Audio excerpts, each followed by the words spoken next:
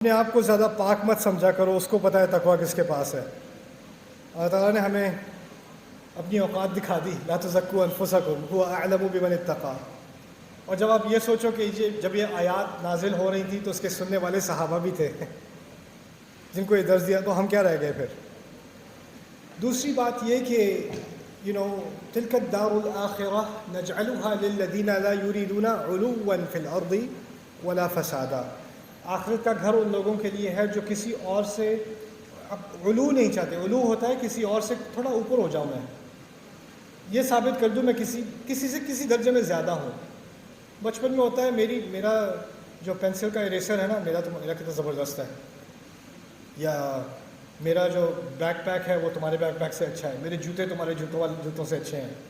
کسی طرح سے میں کسی سے زیادہ اوپر ہو جاؤں، کسی نے سیلفی لے لی میرے پاس سیلفی ہے، تیرے پاس کیا ہے؟ علو فی الارض، چھوٹی چھوٹی چیزوں میں علو، خواہ کسی کو اس سے آپ کی ویلیو میں کوئی اضافہ ہوتا نہیں ہے، لیکن ہوتا یہ ہے کہ پھر آخرت کی جو اصل چیز جس کی ویلیو ہے وہ ویلیو ختم ہو جاتی ہے۔ جن چیزوں کی کوئی ویلیو ہے ہی نہیں سوائے آپ کے ذہن کے اندر، اس کی ویلیو بن جاتی ہے۔ اگر فرض کریں آپ زیادہ مخلص ہیں بھی کسی اور سے، اس کا آپ کو کیا فائدہ ہونا ہے؟ کچھ بھی نہیں۔